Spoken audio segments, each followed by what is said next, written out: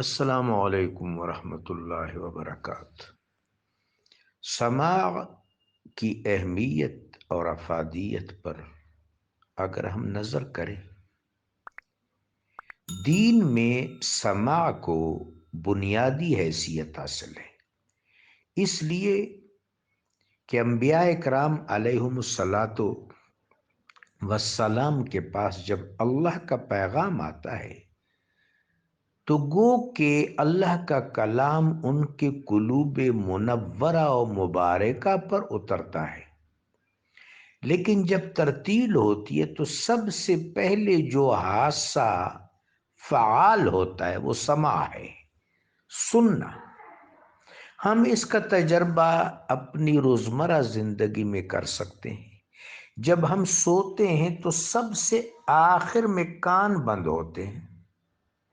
جب روح سیلانی ہمارے جسم سے نکل کر عالم مثال میں جاتی ہے اور ہم پر النوم اخت الموت، ہم پر نوم طاری ہوتی ہے، تو سب سے آخر میں جو صلاحیت خوابیدہ ہوتی ہے وہ سماعت، اور جاگتے وقت جو صلاحیت سب سے پہلے جاگتی ہے وہ سماعت ہے۔ اس کا مطلب ہے کہ وجود انسانی کو سماعت کے ساتھ خاص قسم کی نسبت حاصل ہے، نظام وحی کو بھی سماعت سے نسبت حاصل ہے۔ اب جس وقت الہام سے کوئی چیز سنائی جائے تو روح پر اس کا بہت دیر پا اور خوشگوار اثر مترتب ہوتا ہے۔ اس کی وجہ کیا ہے؟ امام ابو حامد غزالی رحمۃ اللہ علیہ نے احیاء العلوم میں سماع کے باب میں بہت خوبصورت بات لکھی ہے۔ حضرت ابو حامد غزالی رحمہ اللہ کو رب کریم اجر عطا فرمائے۔ وہ فرماتے ہیں کہ عالم بالا میں جمال ہے، اتنا توازن ہے، اتنا اعتدال ہے، اتنی کاربستگی اور اتنا جمال ہے کہ دنیا میں ہم اس جمال کا تصور نہیں کر سکتے۔ گو کہ دنیا میں بھی بہت جمال ہے، اور یہ جمال اس اصل جمال، حقیقی جمال کا پرتو ہے۔ بالکل جس طرح پرندہ اوپر اڑتا ہے تو نیچے اس کا سایہ حرکت کرتا چلا جاتا ہے، یہ عکس ہے اس پرندے کا جو اصل طائر ہے۔ یہ دنیا کا جمال بھی جمال بالا کے رہین منت ہے، لیکن باہر صورت وہ جو عالم ہے، عالم امر سے لے کر عالم مثال تک جو طبق در طبق نزولی ترتیب ہے، اس میں نہایت کیف آور جمال ہے۔ ہر لہجہ نیا طور نئی برق تجلی، اللہ کرے مرحلہ شوق نہ ہوتا ہے۔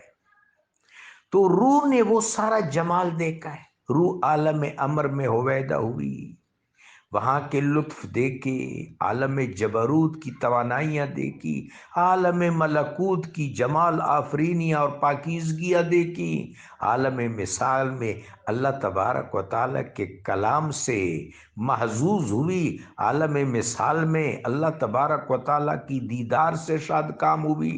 تو روح جمال بالا سے ایک خاص قسم کی تراوت اور نسبت رکھتی ہے۔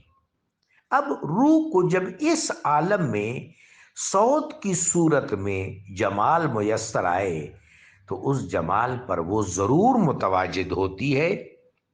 اب ان الہانات میں سب سے بڑا الہان تو قرآن عظیم کی آیات پر آپ غور کریں، ایک کمال درجہ کی نغمگی ہے، ترتیل میں جو واضح ہوتی ہے۔ ہر صورت کو ہم دوسری صورت سے الگ طریقے سے پہچان سکتے ہیں۔ ہر صورت کی اپنی نغمگی ہے، اپنا نظم ہے۔ قرآن پاک اللہ کا کلام ہے، کیا جمال آفرین کلام ہے۔ میرے آقا و مولا صلی اللہ علیہ وسلم فرماتے ہیں، فضل کلام اللہ علی سائر الکلام کفضل اللہ علی خلقی۔ اللہ کے کلام کی فضیلت باقی کلاموں پر ایسی ہے جس طرح رب جلیل کی فضیلت اس کے خلائق پر، مخلوقات پر ہے۔ تو کلام اللہ منظوم ہے عربی مبین میں، لیکن نہایت اعجاز کے ساتھ۔ تو جس وقت کوئی خوش الہان کاری قرآن عظیم کی تلاوت کرتا ہے تو قلب پر عجب اثر مترتب ہوتا ہے۔ میرے آقا و مولا علیہ الصلاۃ والسلام نے ایک دفعہ حضرت ابو موسیٰ اشعری رضی اللہ تعالیٰ عنہ سے فرمایا، اللہ نے آپ کو مزامیر داود میں سے ایک مزمار عطا فرمایا ہے۔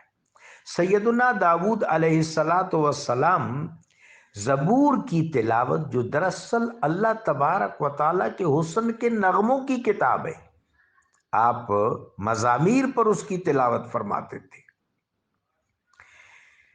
اب جہاں تک اشعار کے سماع کا تعلق ہے،